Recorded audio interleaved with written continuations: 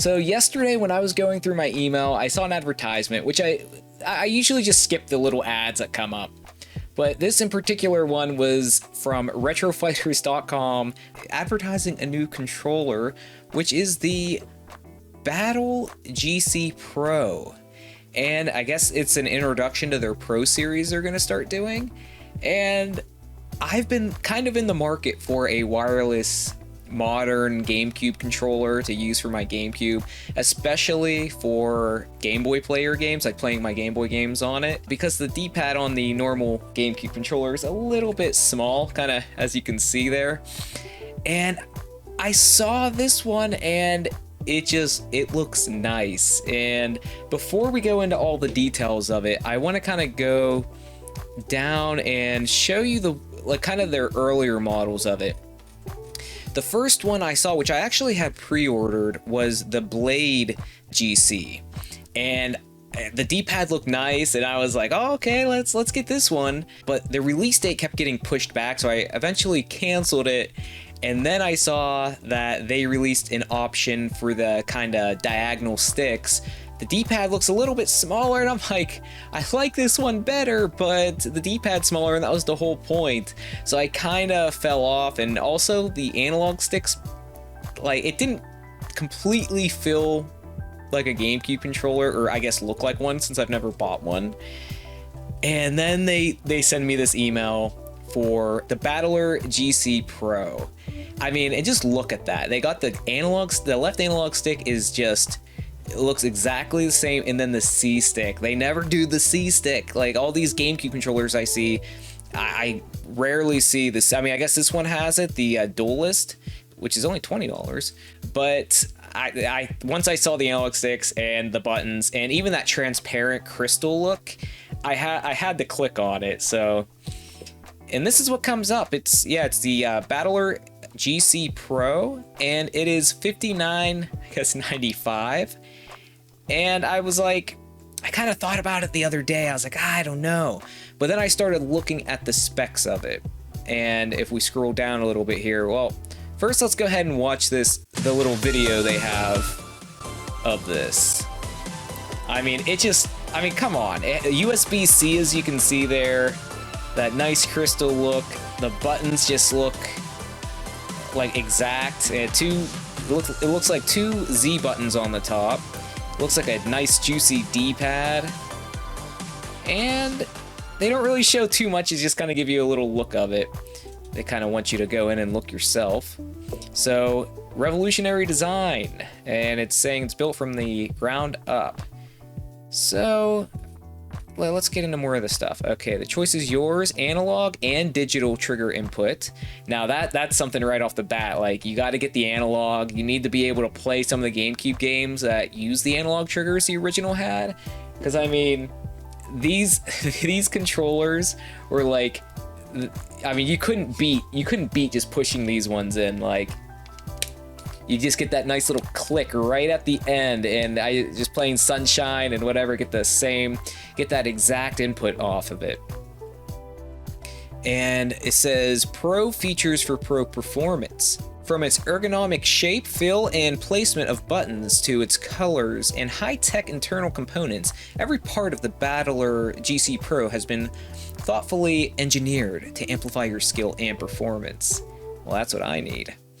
Okay, so we can kind of mouse over here the different features here. So L and R dual Z shoulder buttons, okay. Got the Hall effect analog sticks. So that's basically telling you that these analog sticks aren't going to get Joy-Con drift. So that is reassuring. And the D-pad definitely looks bigger. It doesn't really like advertise it like, oh, it's a bigger D-pad, but it definitely looks bigger. The C-stick, I mean, I like the bigger, like, dual sticks, but, like, if you want the GameCube feel, you have to have that smaller C-stick. And then, yeah, the ergonomic design. Let's see what else. USB-C charging, that's a must. Analog triggers with an integrated digital button. Okay, that is nice. Okay, so here's the other big feature of this. It's dual wireless technology, so it's both 2.4 gigahertz and Bluetooth. And yeah, so that basically means that you can use this controller on your original GameCube, so basically like how the Wavebird would play, or you could just use it as a Bluetooth controller for your Switch, and I think later goes over the different things it's compatible with. But I know the Switch and I think the PC are some of them, and even the Wii U if you have the GameCube controller adapter.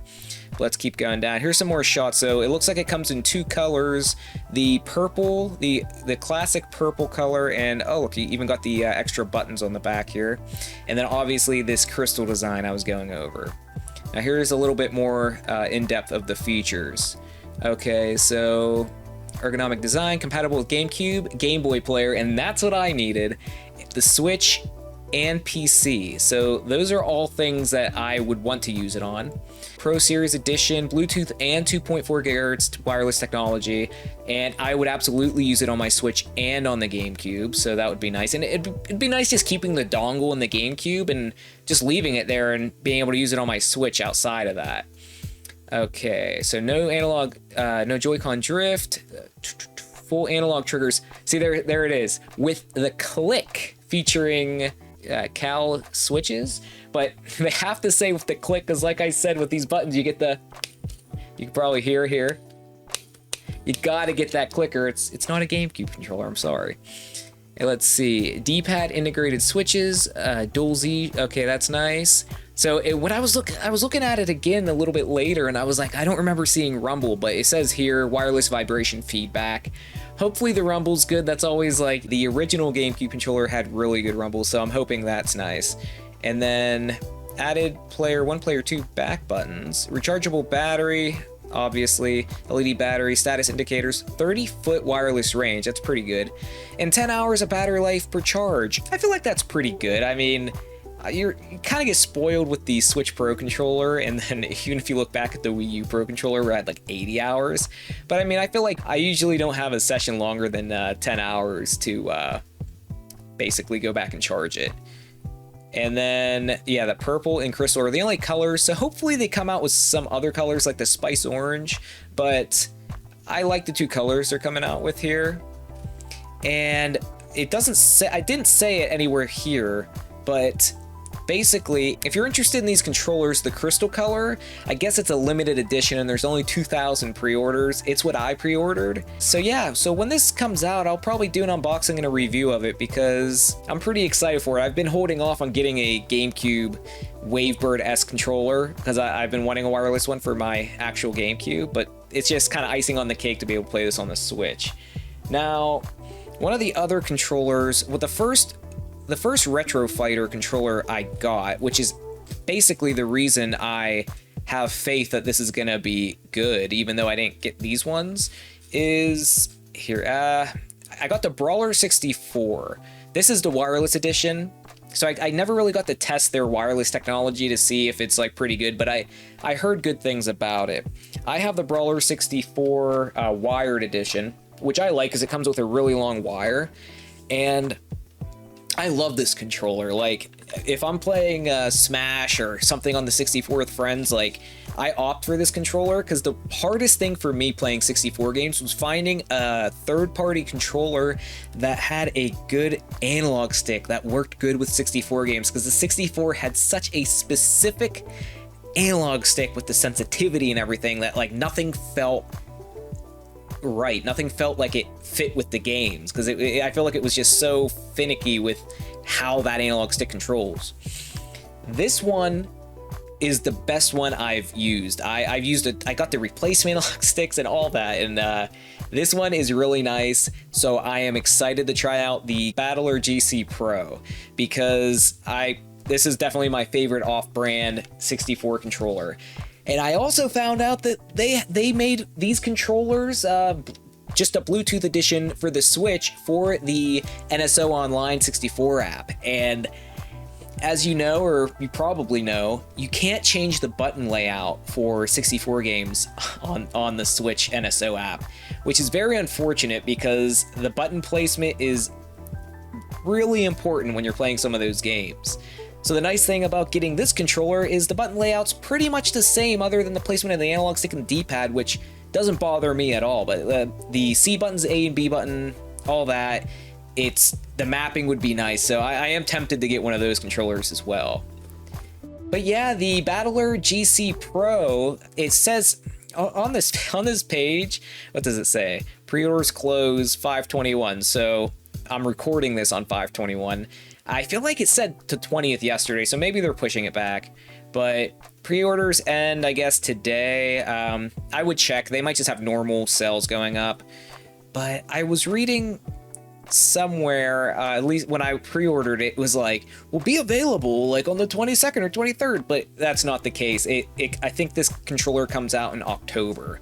So have to wait a little bit, but once we hit October and I get mine, I will do an unboxing and a review because I'm sure a lot of you are interested in this controller. But yeah, new GameCube controller. I've been kind of holding off. There's a Joy-Con GameCube controllers that came out and all these different ones, but this is the one that I feel like has the most promise. I'm excited to check it out. Let me know your thoughts on the controller, and if you tried any of the other GameCube controllers that came out, any of the third-party controllers. But that's it for this video. I'll see you guys in the next one. Thanks for watching. Bye!